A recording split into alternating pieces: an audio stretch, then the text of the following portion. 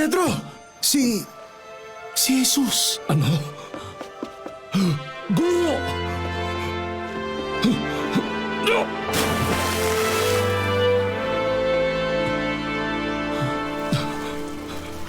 Panginoon, ako po'y... Magdala kayo rito ng ilang isdang nahuli ninyo.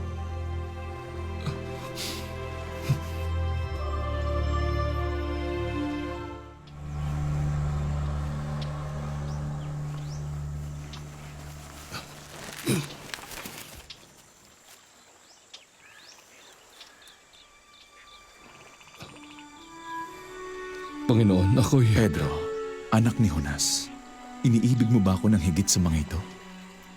Opo, Panginoon. Alam niyong mahal ko kayo. Kung gayon, pakainin mo ang aking mga tupa.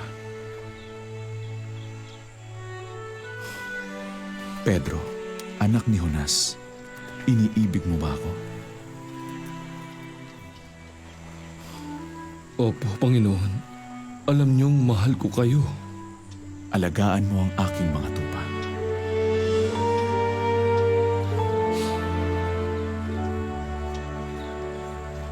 Pedro, anak ni Jonas, minamahal mo ba ako? Panginoon. Panginoon, alam po ninyo ang lahat ng bagay. Alam niyong mahal ko kayo.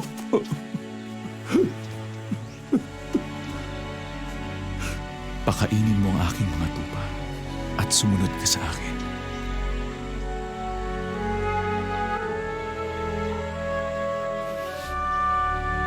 Itinanggi ni Pedro si Jesus ng 3 beses, kaya tinanggap siyang muli ni Jesus ng 3 beses.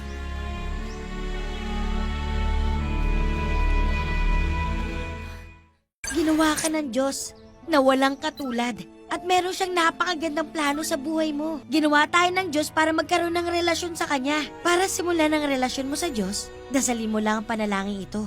Diyos naming nasa langit, inaamin ko pong nakagawa ko ng bagay na hindi ayon sa kalooban niyo para sa akin at gusto kong magkaroon ng relasyon sa inyo. Patawarin niyo po ako sa mga kasalanan ko. Buong puso ko naniniwalang si Jesus ay namatay at muling nabuhay para iligtas ako sa kasalanan ko. At ipinapahayag ko na si Jesu Kristo ang Panginoon at tagapagligtas ko. Salamat sa pagliligtas sa akin at pagtawag niyo sa akin na inyong anak. Mangusap po kayo. Tulungan niyo ako marinig ang tinig niyo para makapamuhay ako ng ayon sa kagustuhan niyo. Gusto ko mamuhay ng kasama kayo dito sa lupa at sa langit.